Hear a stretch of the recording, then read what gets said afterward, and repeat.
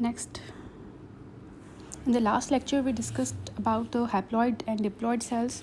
Next terms which are important regarding the genetic disorders is polyploidy and aneuploidy. So what's the polyploidy and what's the aneuploidy? Polyploidy is actually the condition where the cell or organism has more than 2 sets of chromosomes. जैसे हमने haploid और diploid में देखा था कि haploid में 1 set था chromosome का और डिप्लॉइड में 2 सेट्स थे.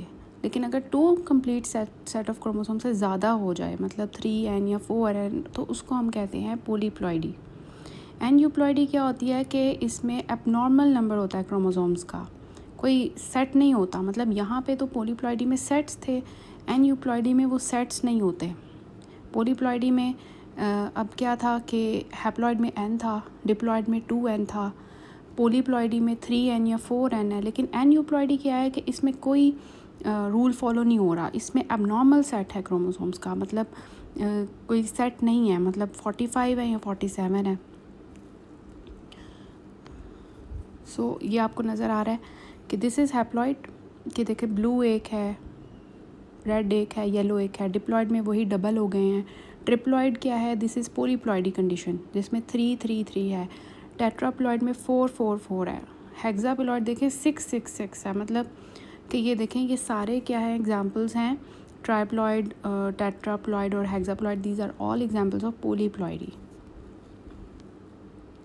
एन्यूप्लॉइडी क्या है कि जिसमें एबनॉर्मल सेट है, कोई सेट नहीं है लेकिन एबनॉर्मल नंबर है क्रोमोसोम्स का, जिसमें हम फर्दर देखेंगे कि फॉर एग्ज़ाम्पल किसी के अंदर तो सेल एक क्रोमोसोम है ही नहीं है, किसी के अंदर एक्स्ट्रा क्रोमोसोम है. जैसे हम कंडीशंस देखेंगे, Down syndrome, Patau syndrome, Edwards, Turner's, इन सब में क्या होगा, एन्यूप्लॉइडी कंडीशन होगी जिसमें एबनॉर्मल सेट होगा, एबनॉर्मल नंबर ऑफ़ क्रोमोसोम्स होंगे. 46 नहीं होंगे, उससे कोई और होंगे अजीब से. तो ये एन्यूप्लॉइडी कंडीशन होती है. सो एन्यूप्लॉइडी इज़ कॉज्ड बाय, अब ये बहुत इंपॉर्टेंट है कि इम्पॉर्टेंट बात है कि नॉन डिस्जंक्शन जो होती है ना, it is actually the reason behind the aneuploidy. कि मियोसिस के दौरान क्या होता है, नॉन डिस्जंक्शन हो जाती है, जिसकी वजह से क्या होता है कि या तो गेन हो जाता है क्रोमोसोम्स का या लॉस हो जाता है. जैसे कि मोनोसोमी, ट्राइसोमी या टेट्रासोमी कंडीशन है. मोनोसोमी क्या होती है कि 2n-1 हो जाती है, जिसमें कंडीशन जिसमें एक क्रोमोसोम मिसिंग होता है. फॉर एग्जांपल टर्नर सिंड्रोम, जिसमें देखें 46 नहीं है, 45 है, एक्स खाली है, उसके साथ कोई है ही नहीं है बेचारे के साथ.